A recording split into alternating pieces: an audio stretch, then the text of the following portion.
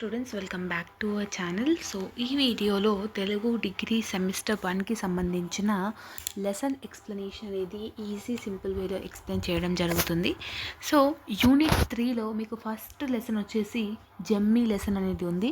So ఈ ఒక్క వీడియోలో మీకు జమ్మీ లెసన్ అంటే ఏంటి క్లారిటీగా మీకు ఈజీగా అర్థమైపోతుంది.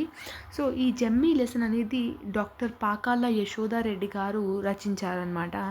ఆమె ఆగస్ట్ 8, 1929 రోజు జన్మించారు. ఓకేనా. సో డేట్ ఆఫ్ బర్త్ ఈమె మహబూబ్ నగర్ జిల్లాలో బిజ్నేపల్లి గ్రామం నుండి ఈమె నేటివ్ స్పేస్ అనమాట.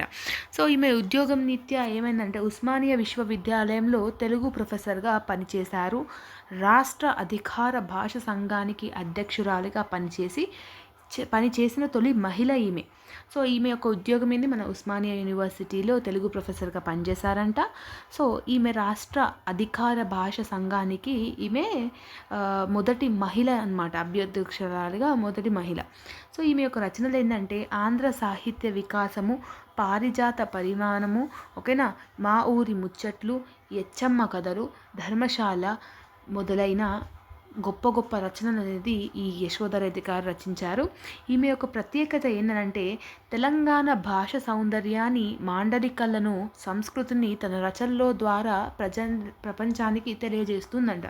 ఎస్పెషల్లీ ఈమె రాసేది ఏదైతే ఉంటాయో స్టోరీస్ కానీ రచయితలు ఏవైతే ఉంటాయో రచనలు, ఇవన్నీ తెలంగాణ భాషకి ఎంత గొప్పతనాన్ని ఊడిపట్టేటట్టుగా ఉంటుందన్నమాట. తెలంగాణ భాషని యూజ్ చేసుకుంటూ ఉంటుందన్నమాట తన యొక్క రైటింగ్స్లో.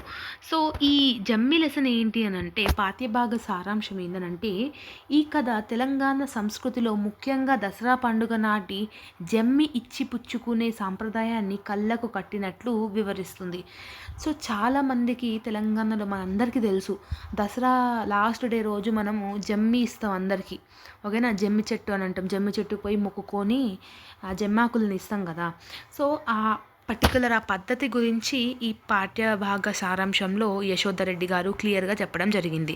తెలంగాణ ప్రాంతానికి చెందిన ముక్త మరియు ఆమె భర్త రఘు, ముక్త అనేట ఒక ఆమె భర్త రఘు అనేట ఆమె అమెరికాలో నివసిస్తూ ఉంటారు. పల్లెటూరులో ఉన్న ముక్త చెల్లెళ్ళు అక్క బావలకు ఒక ఉత్తరం రాస్తుంది. అంటే ముక్త ఇంకా రఘు అనే ఒక భార్యాభర్తలు అమెరికాలో ఉంటారనమాట.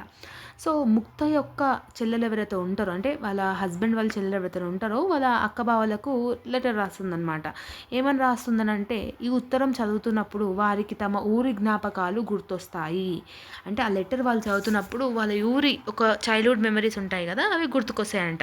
తెలంగాణ మాండలికం ఎలా ఉంటుందంటే రచయిత్రి ఈ కథలో తెలంగాణ యాసను, అక్కడ పలుకుబడులను చాలా అందంగా ఉపయోగించారు.